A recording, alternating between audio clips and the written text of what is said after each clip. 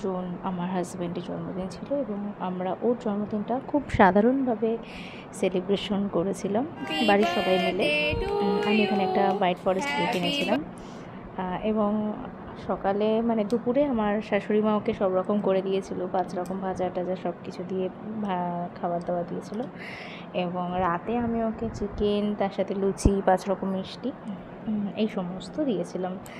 তো সবারই জন্মদিনে একটা নিজস্ব ফিলিংস থাকে যে আমার জন্য কেউ সেলিব্রেশন করে, সে যত বড়ই হোক না কেন, তাও নিজের মনের মধ্যে থাকে যে না আজকে আমার জন্মদিন, আজকে আমার জন্য এই হবে ওই হবে, মনের মধ্যে অনেক রকমের ফিলিংস কাজ করে।